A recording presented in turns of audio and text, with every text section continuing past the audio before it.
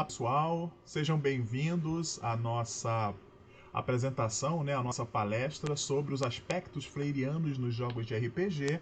Eu sou o Luciano Bastos, eu sou professor de educação básica, eu ensino filosofia e história, né, no ensino médio e no Fundamental 2.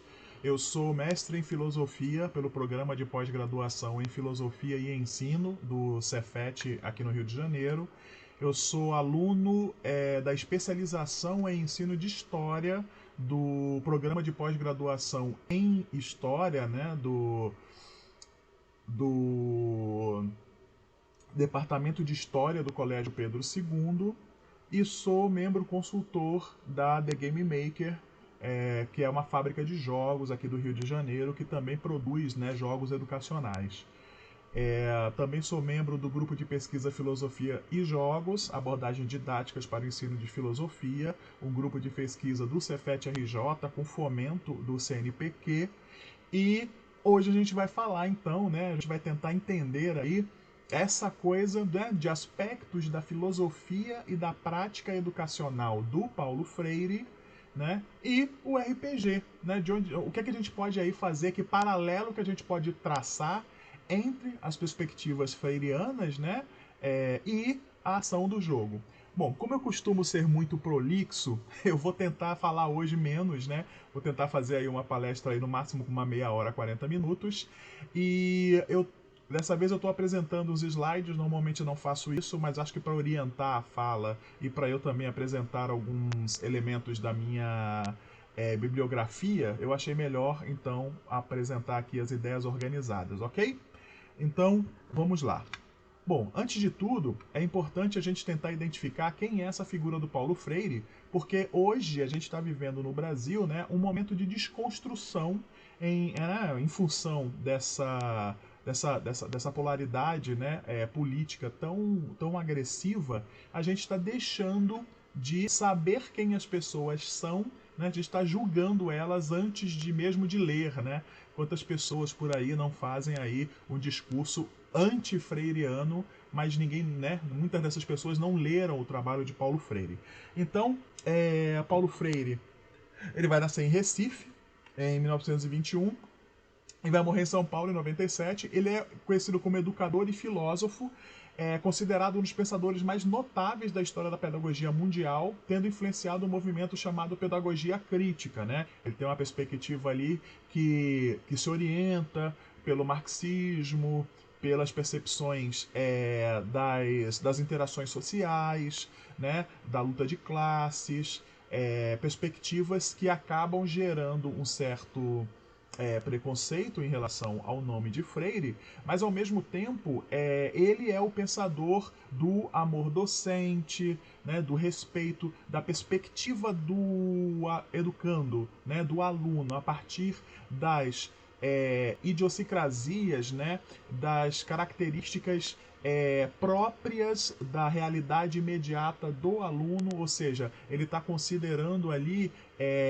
características da vida pessoal desse aluno que podem ser utilizadas para a gente entender, né, contextual desse aluno, para a gente entender as formas dele de apreensão da realidade, né, ou de apreensão mesmo, de aprendizado, a partir desses elementos ali que constituem nessa realidade dele.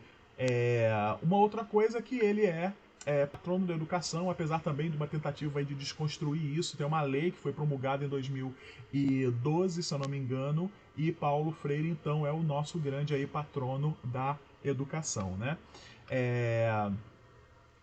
Uma das perspectivas que a gente vai entender ao falar de RPG e o pensamento freiriano está nessa observação aqui sobre o trabalho dele, né? Aqui o título, né, desse slide é: o aluno como protagonista de seu próprio aprendizado.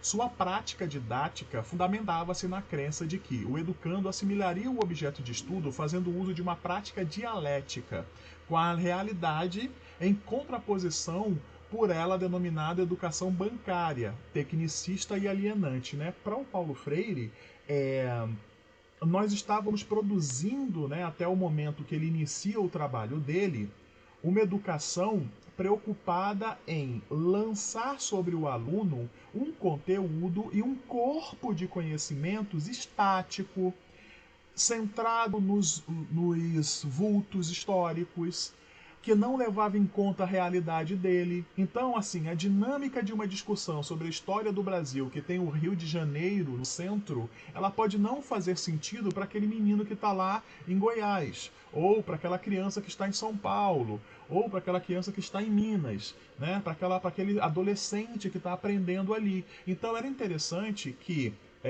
se produzisse uma educação que olhasse para o contexto daquele indivíduo, ou seja, ele está colocando a pessoa que está aprendendo no centro desse processo onde se constrói um saber onde esse indivíduo está sendo considerado.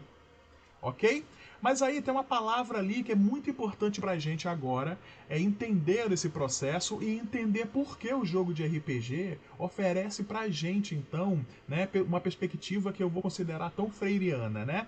A dialética, né? O que é a dialética? É um método de diálogo cujo foco é a contraposição e contradição de ideias que levam a outras ideias que tem sido um tema central da filosofia ocidental. Aí quem viu, né, Sócrates, quem viu Platão, quem viu Aristóteles, né, entre outros pensadores, né, que vêm através do tempo, né, do medievo à modernidade, né, e à contemporaneidade, desde os tempos antigos, né? A tradução literal de dialética significa caminho entre ideias. E olha que interessante a gente parar para perceber, né, para tentar entender que o método do Freire, sendo dialético, é esse método de caminho entre ideias. Né? A gente vai ver como a criação do universo ficcional, a criação do mundo subcriado nos jogos de RPG vão buscar referenciais no mundo real e acabam sendo também, pela perspectiva dialética, né, criam esse caminho entre ideias que a gente vai perceber aqui mais tarde, né? Bom, para o Freire, gente, como eu disse, ele está sendo fortemente aí, né, criticado. E é importante que a gente reconheça pensadores nacionais que lançam o nome do Brasil no mundo, né? Então, assim, ele destacou-se com um trabalho na área da educação popular, voltada tanto para a escolarização como para a formação da consciência política, né? Ou seja, ele achava que aquele indivíduo, por mais humilde que fosse, por mais longe que estivesse dos centros políticos, né, dos centros de poder, que ele entendesse o universo, né, o lugar dele, a posição dele, a importância do voto dele, a importância dele cobrar por justiça, por igualdade, né, para aquela comunidade dele, para que ela fosse tratada como qualquer outra, né, tivesse os mesmos benefícios, enfim. Ele é autor da Pedagogia do Oprimido, e aí a gente tem várias versões, tem a Pedagogia da Autonomia, a Pedagogia dos Sonhos Possíveis, enfim. É um livro que ele propõe, né, o trabalho dele focado nas características, né, no contexto dos seus alunos. Então ele lança esse conjunto, né, do vanguardismo ali, aliás, que contrasta um pouco com esse vanguardismo da época, né, onde ele está trazendo então esse indivíduo, né, está colocando esse indivíduo no centro dos processos, né, que ele vai considerar importantes para que esse indivíduo, e aí, mais uma vez, além da produção do material centrada nele, além do professor ter um olhar que objetive trazer esse indivíduo para dentro desse universo de conhecimento que está sendo trabalhado, ele também quer que esse indivíduo tenha autonomia nesse processo. Né, que ele possa ter a curiosidade, né, e a capacidade de ir além daquilo que está sendo apresentado para ele, que ele seja protagonista nesse processo de aprendizado pelo qual ele está passando. Né? Trata-se da terceira obra, o livro dele, né, o Pedagogia do Oprimido, é a terceira obra mais citada em trabalhos acadêmicos na área de humanas em todo o mundo, pessoal. Né? Ele é mais citado do que Vigiar e Punir, por exemplo, do Foucault, ou o próprio Capital de Karl Marx. Então, assim, ele não é um diletante.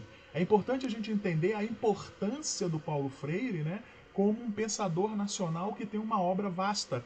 E eu acho uma pena as pessoas julgarem ele por essa discussão política que está acontecendo aí fora, porque ao ler Paulo Freire, você que é educador aí, ou você que não é educador, mas quer entender o que está acontecendo, um livro pequeno como esse daqui, ó, A Pedagogia da Autonomia, dele, é maravilhoso para você já entender qual é a perspectiva do Paulo Freire nesse processo. Então, aconselho a leitura, e a gente tinha que falar um pouco aqui quem é esse Paulo Freire para poder quebrar um pouco com essa ideia, né, de uma crítica que não tem um fundamento, que não reconhece o indivíduo. Bom, foi o brasileiro mais homenageado na história, com pelo menos 35 títulos doutor honoris causa de universidades da Europa e da América, e recebeu diversos galardões, como o Prêmio Unesco de Educação para a Paz em 1986. Ou seja, ele é premiado internacionalmente, né? Em 13 de abril de 2012, eu falei a data certa, né? Foi sancionada a Lei 12.612, que declarou o educador Paulo Freire patrono da educação no Brasil. Então, tem muitas escolas no Brasil, né? O nome mais comum que vai aparecer nas escolas do Brasil é Paulo Freire, né? Porque as pessoas reconhecem, né, a importância desse educador, principalmente lá no Nordeste. Bom, uma dos comentários que eu achei muito interessantes, né? Nesse processo de 3 anos, você começa a fazer a pesquisa, você vai lendo uma série de pensadores e lendo a Pedagogia dos Sonhos Possíveis, eu destaquei uma passagem que eu acho assim fenomenal para nós, né, que somos sonhadores, né, que somos contadores de história, né, que criamos mundos, né, a partir da nossa imaginação e da nossa criatividade, né. Ele vai dizer o seguinte, né? O aparto cultural neoliberal constrói a falsa ideia de que vivemos em estado de igualdade e liberdade, negando a necessidade da compreensão das diferenças sociais e do sonho de um futuro melhor. Contudo, é impossível existir sem sonhos. Quando eu li isso e eu realmente parei para refletir que algumas crianças, né, de algumas camadas da sociedade, para essas crianças é negado até o direito de sonhar, né? São crianças que têm que acompanhar os pais para catar material reciclado na rua, né? Ou para recolher material reciclado, ou mesmo para trabalhar, para ajudar a família, ou que são colocadas em campos de trabalho, né? Porque precisam de mais mãos ali para trazer o sustento para dentro de casa. Né? Ou então crianças que vivem, né, nas grandes cidades em condições paupérrimas, né, e não tem o lúdico, né, não tem o jogo como parte da rotina delas. É claro que existem várias formas de resistência dessas comunidades, onde as crianças inventam brincadeiras, fazem brinquedos com material reciclado, procuram se expressar ludicamente, né, de alguma forma. Mas se a gente for comparar esse universo ficcional, o universo fantástico, a imersão lúdica, né, que a gente vai ter com crianças que têm uma qualidade de vida, né, tem uma vida material melhor do que crianças que vivem em condição de miséria ou de pobreza, nós vamos então perceber essa diferença, que é uma diferença bem assustadora, né? Bom, o que são os jogos de RPG se não uma atividade lúdica, dialética, que através da narrativa ficcional, imaginação, nos permite sonhar com mundos fantásticos, situações emocionantes, né? Eu conjuguei errado ali, e momentos de grande emoção e empolgação. Então, se de um lado Paulo Freire está dizendo que nós temos hoje a construção de uma narrativa, né, que tenta nos impor uma história, impor uma narrativa sobre a realidade, os jogos de RPG eles fazem o contrário, eles nos libertam para a criação de um mundo a partir de referenciais do nosso mundo, permitindo que a gente pense esse mundo real do qual eu tiro as informações para construir o meu mundo ficcional. Então, assim, a dialética aí é a troca que vai ser realizada entre mestres e jogadores e entre os próprios jogadores, ela vai permitir então que elementos como alteridade, o outro, situações que eu não imaginaria estão presentes nessa ação. A gente vai ver a opinião de dois grandes escritores mais tarde aqui na nossa apresentação. A gente vai ler as palavras do Neil Gaiman e do Mark Reinhagen, que vão falar justamente como se tivessem lido o próprio Paulo Freire em relação a essas narrativas que vão trazer elementos que eu chamo aqui de freirianos. A gente vai ver um trechinho da obra de cada um deles daqui a pouco, né? Bom, contribuições, né, do pensamento freiriano. A ação educativa, com licença, deve levar em conta a individualidade subjetiva, cognitiva e, portanto, contextual do educando e deve provocar-lhe curiosidade epistêmica. Gente, isso é um texto que eu li na Pedagogia da Autonomia, que é uma das coisas mais RPGs que eu já vi na minha vida, né? O que o Paulo Freire está dizendo, né? O que é curiosidade epistêmica? Lembra-se quando você começou a jogar RPG lá atrás? Na minha adolescência, nós só tínhamos jogos em inglês. Os únicos jogos em português eram GURPS e o Advanced Dungeons and Dragons. Então, se a gente quisesse jogar Earthbound, Cult, Vampire, Middle-earth, o MERP, enfim, qualquer um dos outros jogos que existiam na época, Shadowrun, nós precisávamos aprender o inglês. Então, meus primeiros passos, né, dentro da língua inglesa foram através dos jogos de RPG, foram incentivados pelos jogos de RPG. Uma outra coisa que cresceu muito na minha vida, tanto que eu me tornei um professor por causa disso, foi o interesse pela disciplina História, né? História, então, virou ali uma das coisas mais importantes para mim, porque eu tinha que saber como era a vida na Idade Média, né? Eu tinha que saber como era uma armadura, uma espada, um castelo, como é que era a vida medieval. Eu estava jogando a D&D, né? Então essas coisas eram importantes para mim. Matemática, para eu entender os sistemas. Interpretação de texto, para eu poder ler o texto e saber. Tinha uma diferença muito grande, você leu a D&D e você leu o Vampire. O Vampire tinha uma série de elementos mais maduros, mais psicológicos, então exigia mais do jogador. Então, o RPG, ele vai despertar essa curiosidade epistêmica que o Paulo Freire acredita que seja um trabalho do professor. O professor, ele tem que ter a capacidade de fazer o seu aluno ter tanto interesse por aquele tema, por aquele conteúdo, que ele começa a ficar curioso sobre ele. Então é aquele aluno que sai da aula com a cabeça tão encafifada que ele abre o celular na hora e já vai pesquisar aquilo que o professor falou. Hoje, né? Na minha época era ir para a biblioteca, né? Olha que interessante. Ao participar do jogo de RPG, potencializamos e estimulamos mestres e jogadores a conhecerem mais o mundo do saber formal. O que é o saber formal, gente? É aquele que você aprende no curso, na escola, né? Porque nós aprendemos em todas as instâncias da nossa vida. Nós aprendemos com os nossos pais, aprendemos com os nossos avós, aprendemos com os nossos irmãos, com os amigos, não é?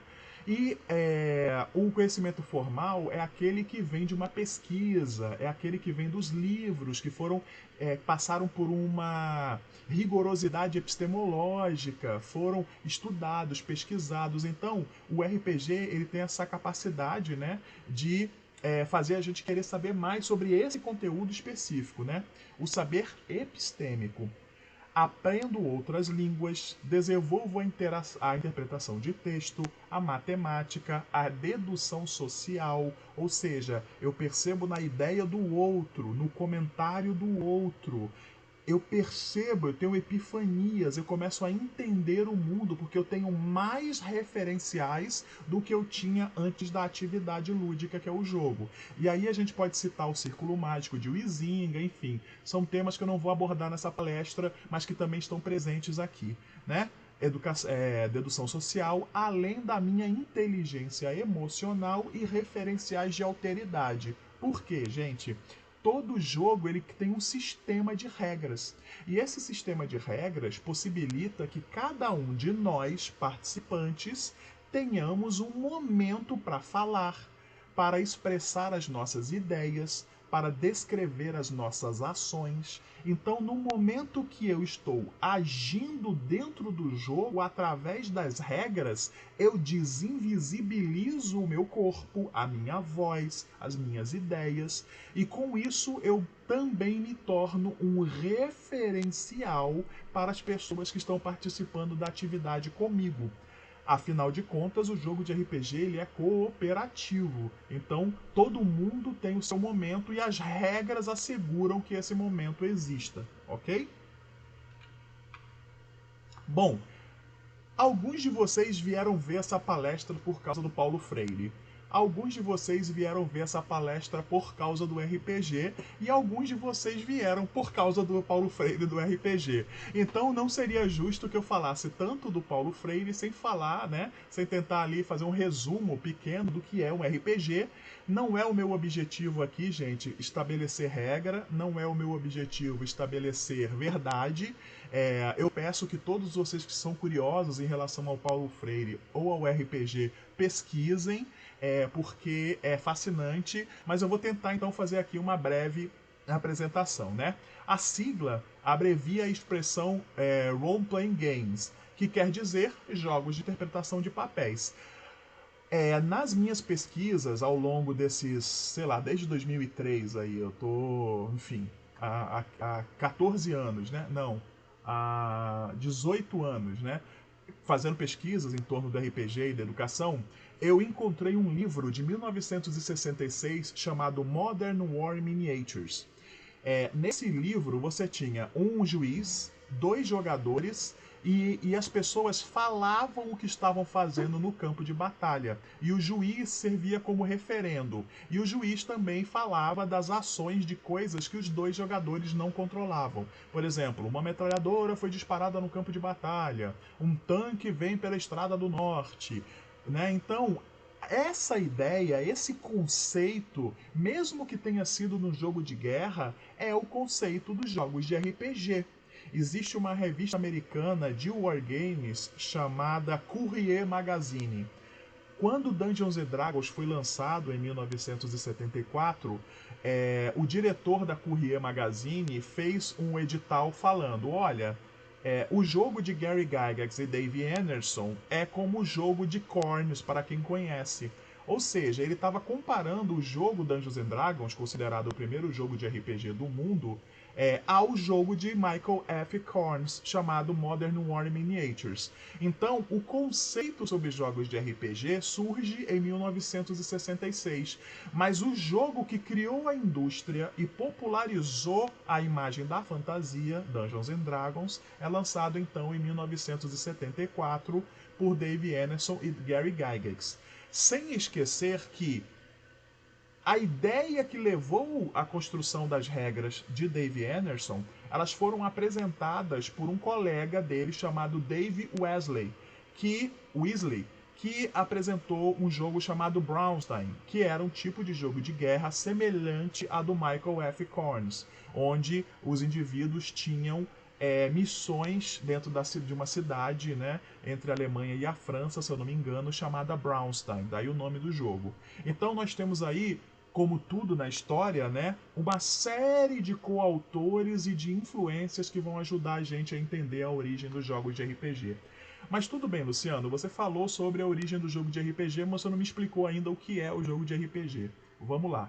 O jogo é jogado por 2 ou mais jogadores, onde um assume a função de mestre de jogo e os demais de personagens jogadores. Os jogadores criam esses personagens que serão protagonistas em uma história construída coletivamente, na medida em que os jogadores narram o que os personagens fazem e o mestre de jogos revela o resultado dessas ações. Então, como eu falei sobre o jogo ser um exercício, né, de dialética, Apesar da dialética ter um objetivo concreto, né, em relação ao sentido da discussão, no jogo de RPG esse diálogo ele é nuclear, ele acontece em vários momentos da narrativa, mas ele é um grande bate-papo, né, sobre o que está acontecendo, sobre a ação.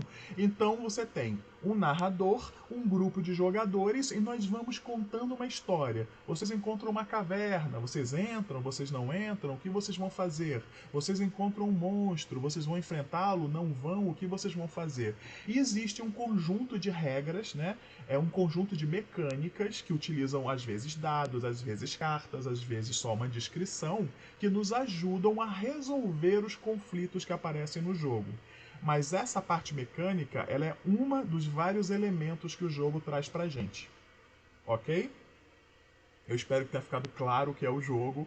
Eu peço para quem não entendeu, procure na internet, tem pessoas explicando isso muito melhor do que eu, e vocês vão achar muito interessante o que esse jogo permite, né? É um jogo onde você viaja pelos mundos da imaginação, ele é incrível. Bom, Paulo Freire, um dos grandes expoentes da educação brasileira, afirma que ninguém nasce professor ou marcado para ser professor, enfatizando que a formação do educador se dá na prática permanente e na reflexão sobre a prática, né? Sobre a própria prática. Gente, quando ele diz que ninguém nasce professor, ou seja, eu, Luciano, não sou definido pela minha profissão. Eu não sou definido pelo que eu aprendi na faculdade. Eu sou Luciano antes mesmo de ser professor. E por ser Luciano, eu sou um tipo de professor que tem as características próprias do Luciano. Essas minhas características, né, as coisas que eu gosto, o meu arcabouço cultural, né, a minha origem, né, regional, tudo isso imprimiu sobre a minha psique, sobre a minha cognição, sobre a minha mentalidade, sobre a minha personalidade, elementos que me fazem Luciano antes de ser professor e como professor, o professor Luciano. O que isso quer dizer?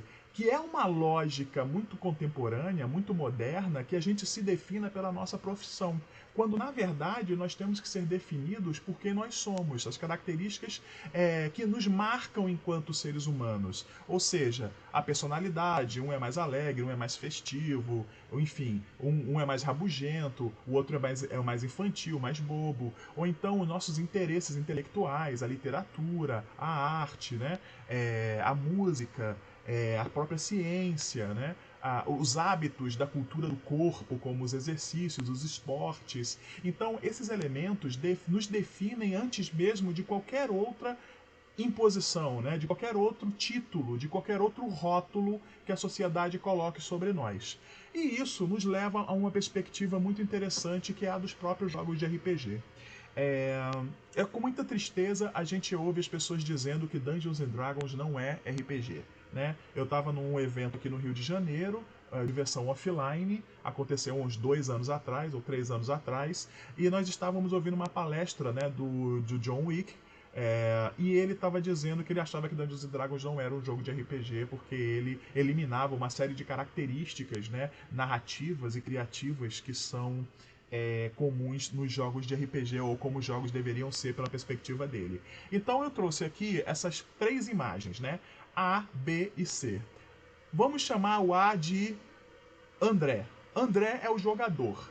André é o ser antes do ser que é o personagem dele, né? Nós vamos chamar de Thorak, né? E o André cria o personagem Thorak. Só que o personagem Thorak, ele não é a classe dele, ele não é a raça dele. Thorak gosta de comida e Thorak já envolveu a party em várias confusões para procurar temperos e ingredientes especiais para fazer as comidas. Ao contrário dos anões rabugentos, Thorak é um cara muito alegre e divertido que está sempre rindo e bebendo ali a cerveja dele. Ao fazer isso, André está dando uma dimensão a Thorak que não é estabelecida apenas pelas regras do Dungeons & Dragons, mas pela construção do personagem, da personalidade do personagem que vem antes desse personagem da regra, do personagem mecânico.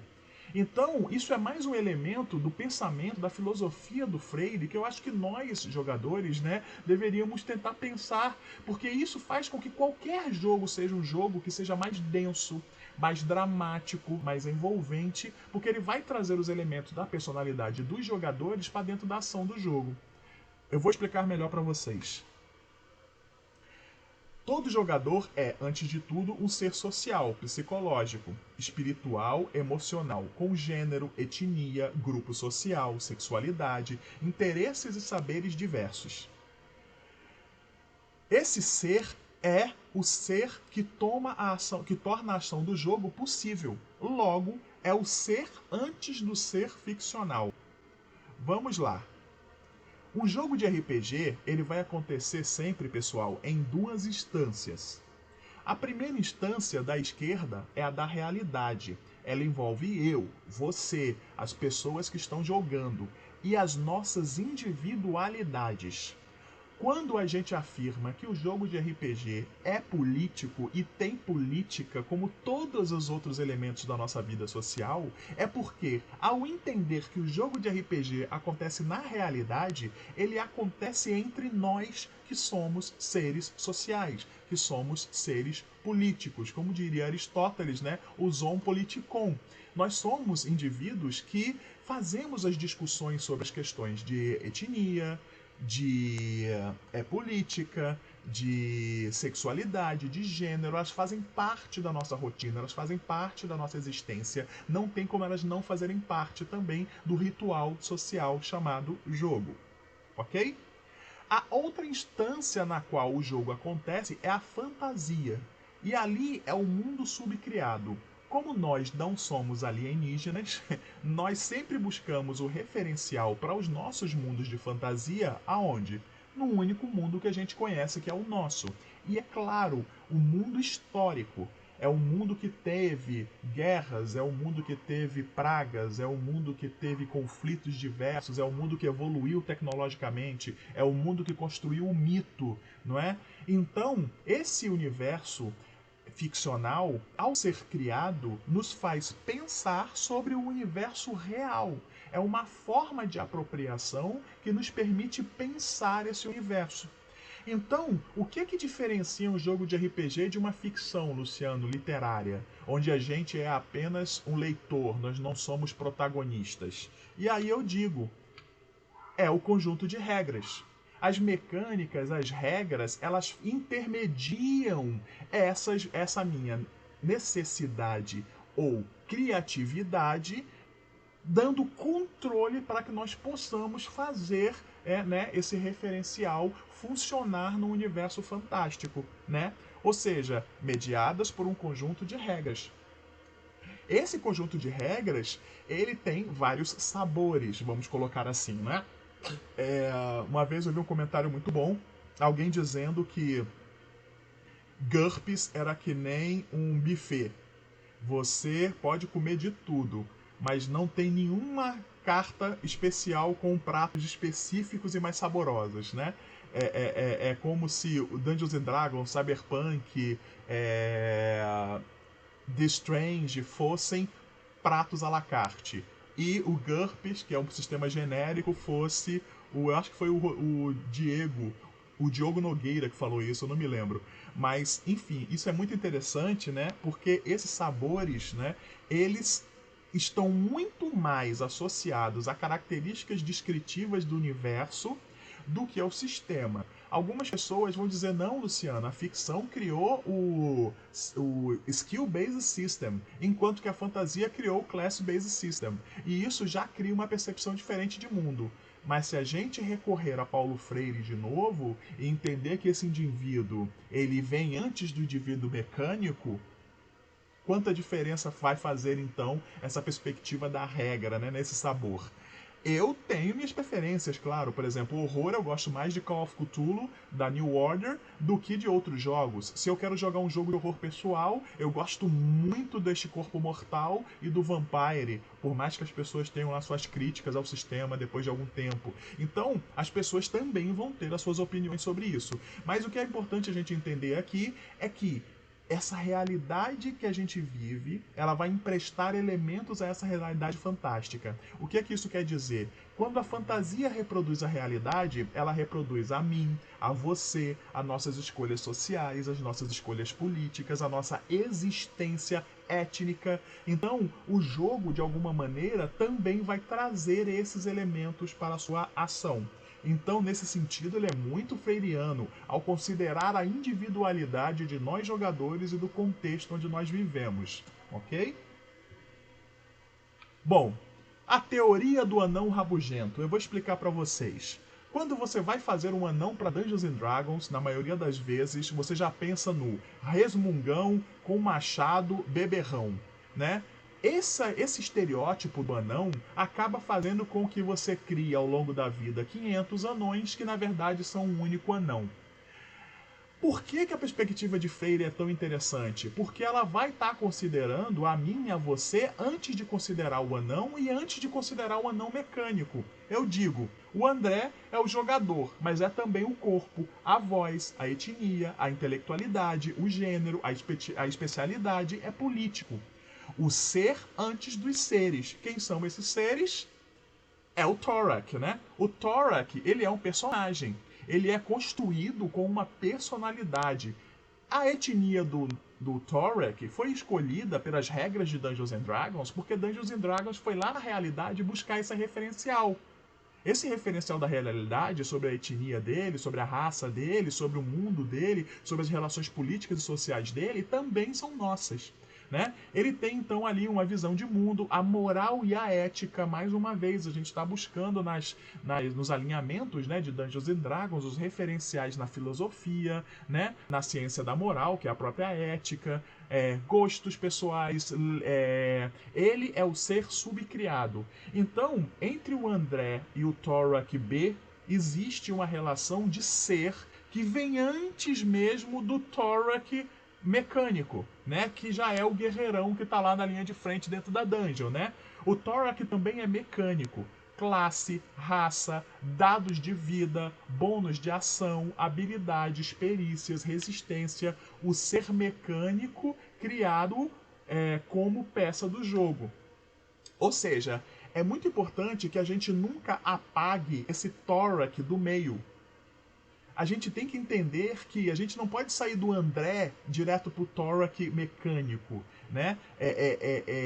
As dimensões do André, elas não somem porque ele é o Thorak mecânico. As dimensões do André, elas não desaparecem porque ele chegou no evento e o Thorak tá pronto na mesa dele, o Thorak mecânico. Não! Existe o Thorak do meio, que vai ser o Thorak mediado pela ação do André em relação às regras. Então, mais uma vez, não dá pra gente ignorar o contexto do educando, né? Não dá pra gente ignorar o contexto do jogador em relação à ação do jogo. Bom, olha a observação que o Neil Gaiman traz pra gente, né? Essa frase do Neil Gaiman, gente, eu li nessa revista da Kipa, Panaceia, que é uma revista da década de 90, 1994. A Panaceia trazia muitas informações sobre RPG, quadrinhos, música, né? Era muito interessante. Tinha um mapa das lojas de RPG em São Paulo e no Rio, né? Neil Gaiman, ao falar da criação de personagens para suas obras, explica que muitos de seus personagens são marginais, porque os marginais contam histórias que deslocam o nosso ponto de vista do senso comum, criando críticas à realidade no processo de construção de suas narrativas. São visões de mundo sobre as quais nós normalmente não pensamos. Então, olha que interessante, né? Nesse processo onde eu crio o mundo, ou onde eu crio o personagem, ou onde eu narro o personagem, eu tenho a possibilidade de pensar o outro. Não é uma transposição, eu não vou viver a vida do outro, mas por um momento na ficção, na fantasia, eu vou pensar: caramba, como seria a vida desse outro? Né? É um momento de reflexão, é um momento de exercício de alteridade, que é um dos elementos que está na filosofia freiriana e que fazem parte das narrativas que nós criamos enquanto jogadores e mestres de RPG. né?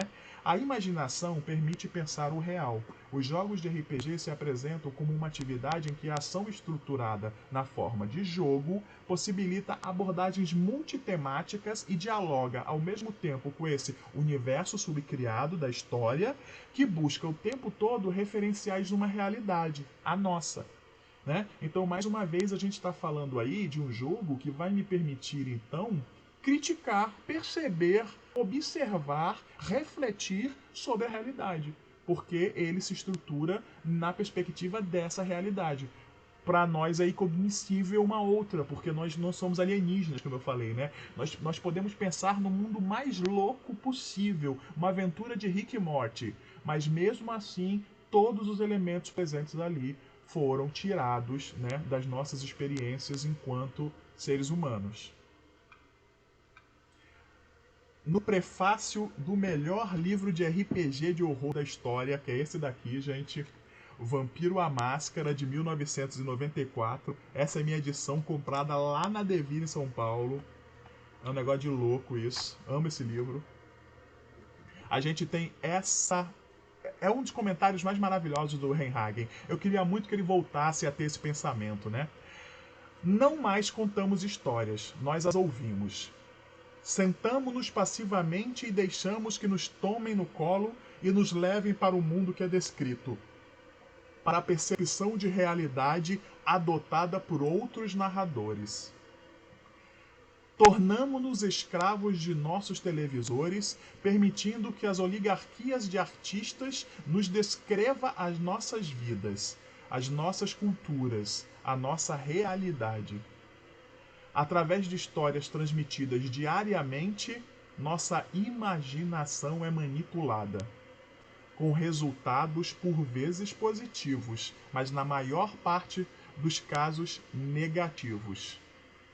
Não existe, mas existe outro caminho. E aí ele começa a falar que na modernidade, com os jogos de RPG, nós abrimos mão dos livros que nos impõem, nós abrimos mão dos programas televisivos, dos filmes, das narrativas prontas, porque nós passamos a protagonizar a criação de nossas narrativas. Então, o Mark ele está sendo revolucionário. Ele está falando que a gente pode pensar o mundo, pensar as narrativas, pensar as realidades com autonomia agora, porque uma forma de entretenimento, de lazer, nos deu as ferramentas para repensar as narrativas, para repensar o mundo. E quando a gente se lembra da pedagogia dos sonhos possíveis de Paulo Freire, onde ele fala que o pensamento neoliberal tenta controlar as histórias, controlar as narrativas, nos dizer que não podem existir utopias, Mark Reinhagen está dizendo o contrário. Tome na mão a capacidade de criar histórias e de construir utopias. Então, assim, pensando, né, dentro, mais uma vez, da perspectiva freiriana, né, e do que pensadores como Mark Reinhagen, o Neil Gaiman, e, gente, a gente poderia falar de vários outros, o próprio John Wick, né, enfim, o Jonathan Tweet, e vários outros, o próprio Gary Gygax, né, o RPG, então, vai ser sempre essa ferramenta que vai me permitir interagir e pensar o real. Então, para a gente relembrar, né, para não ficar no ar as afirmações que o Luciano estão fazendo, né, para a gente repensar. E, gente, você que está aí assistindo o vídeo hoje, eu queria muito ouvir a opinião de vocês. Eu queria muito ouvir porrada, porque tapinha nas costas é legal, mas ele não muda a nossa forma de pensar, né? Mas quando eu ouço um comentário dizendo, Luciano, você não pode associar ao Paulo Freire a tal coisa, Luciano, aquela ideia sua ali ficou perdida no ar, essas coisas ajudam a gente a evoluir o nosso trabalho. Então, por favor, vocês que estão assistindo, estão curiosos ou não concordam comigo, sejam gentis, é claro, façam suas observações aqui nos comentários, que eu vou adorar responder elas, ok? Então, vamos aqui ver de novo, né, relembrar os aspectos freirianos dos jogos de RPG, né? Primeiro, eles estimulam e exercitam a dialética. Realmente, eu, por exemplo, que era um menino tímido, né, a partir dos 12 anos, quando eu conheci os jogos, eu simplesmente me tornei aí um rapaz bastante eloquente, apesar de às vezes um pouco arrogante. E é claro, né, a gente vai aprendendo com humildade. Hoje eu tenho 43 anos, então eu acho que aquele menino de 14 anos, o que restou dele foi o amor pelo jogo, né? Mas o que acontece? Ele realmente, né, a ação do jogo vai permitir a gente aí exercitar a dialética, né? O elemento número 2, ele permite pensar o outro. Como eu falei, o jogo de RPG mecanicamente abre espaço para a desinvisibilização das pessoas, né? Vocês podem ouvir, vocês podem se expressar, vocês podem falar, vocês podem aparecer. Então, o jogo tem que ser pensado, né, no ponto de vista da realidade. Lembra que eu falei das duas instâncias? Respeitando essa individualidade. Por isso é tão importante criarmos espaços seguros, representativos e que acolham todas as pessoas, todos os gêneros, todas as sexualidades, todas as formas de autoexpressão, com respeito, com amor fraternal, para que a gente possa não só fazer o fomento do hobby, mas o fomento, né, da cidadania, da civilidade, né, que é um dos elementos tão importantes no pensamento freiriano, né? Bom, o jogo de RPG recria o mundo e nos faz pensar sobre ele, né? Vocês viram ao longo daqui da discussão que eu estou trazendo que o tempo todo o jogo e o mundo subcriado estão pegando referenciais no nosso mundo, nos permitindo pensar esse mundo, né? Os reinos que são plutocracias, né? Que são autarquias, que são democracias, que são ditaduras, né, que são oligarquias, esses elementos políticos que aparecem na obra de Aristóteles, que aparecem no dicionário de política, eles estão ali presentes, né, nos diferentes mundos de Dungeons and Dragons ou em vários outros jogos, uma perspectiva nihilista do mundo, pessimista talvez, nos jogos cyberpunk, também nos permitem pensar o mundo, né, o homem se rendendo à máquina, à tecnologia, discussões como a bioética. Então, assim, não tem como negar pelo menos esse elemento aí, número 3, né, que é essa recriação do mundo, porque me faz pensar sobre o mundo, né? Ele estimula e permite o desenvolvimento da curiosidade epistêmica. Mais uma vez, quem de vocês não passou a estudar mais depois que começou a jogar os jogos de RPG? Ou seja, é uma característica, parece que própria dos jogos de RPG, estimular que a gente aprenda, estimular que a gente vá além da disciplina que a gente aprendeu ali naquele dia de aula. Então o jogo de RPG acaba sendo esse jogo que fomenta, né? Que nos estimula, que nos dá fome de cabeça, que é uma observação, né?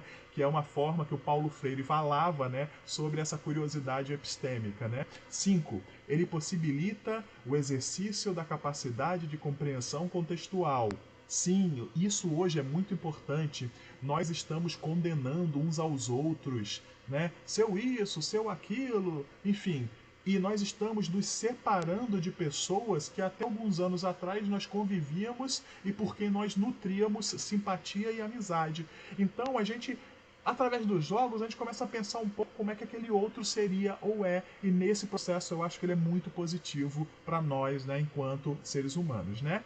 E por fim, eles nos permitem pensar o ser em suas várias camadas e dimensões. Ele é um pouco da compreensão contextual, mas enquanto na compreensão contextual eu estou vendo alguns elementos da realidade imediata das pessoas, a questão do ser é aquela do indivíduo que está sentado na mesa. Né? É aquela da pessoa que interpreta o personagem, é aquele da pessoa que cria o ser antes do ser mecânico, é o outro que está ali com quem eu troco um olhar, com quem eu troco um gesto, com quem eu faço um diálogo, né, empolgante ou emocionante. Então eu acho que nesse aspecto o jogo também tem um elemento freiriano muito presente, ok? Bem, pessoal, ao longo da minha carreira como educador, eu tenho utilizado os jogos. Eu tive várias oportunidades de estar com colegas fazendo projetos nas escolas dele, ou de estar aplicando nas minhas próprias salas de aula os jogos de RPG na educação. Então, eu acredito não só na educação, como na perspectiva freiriana. E aqui são os exemplos, né, de algumas salas de aula lúdicas que eu participei com algumas turmas minhas. Eu costumo usar muito os RPGs sobre a colônia, como o Desafio dos Bandeirantes e a Bandeira do Elefante da Arara, para falar sobre o Brasil colonial. Costumo usar os jogos de RPG apenas como forma de lazer, para que a gente tenha ali a desinvisibilização das crianças, né, dos adolescentes, para que a gente permita o desenvolvimento de outras habilidades, né, e de virtudes atitudinais. Então, se alguém quiser discutir, falar sobre projetos de educação aí com RPG, eu estou aí para discutir isso com vocês, para apresentar trabalhos, tá, para fazer atividades. Vocês podem me chamar que a gente vai discutir. E claro, não podia deixar de apresentar, né, como todo pesquisador neurótico, a bibliografia para quem quiser ler os livros que a gente discutiu aqui na nossa palestra. Então, pessoal, queria agradecer muito a paciência de vocês aí nesse tempo que a gente ficou aqui discutindo, falando. Eu tentei ser mais sucinto dessa vez, que as minhas palestras são muito longas e prolixas. Eu tentei ser um pouco mais sucinto e eu espero que vocês tenham gostado. Deixem seus comentários e participem dos outros eventos, mesas e discussões do Dia Nacional do RPG, porque a galerinha envolvida é maravilhosa, a Viviane, a Cecília, o Lucas, o Rodrigo Hagabashi, o Jaime Daniel Cancela, esse pessoal maravilhoso que sem a ajuda deles esse evento não seria possível. Então fica aqui o meu muito obrigado a todos vocês da organização, a memória maravilhosa, né, do Douglas, que permitiu a gente estar fazendo esse evento todo ano, e até a próxima.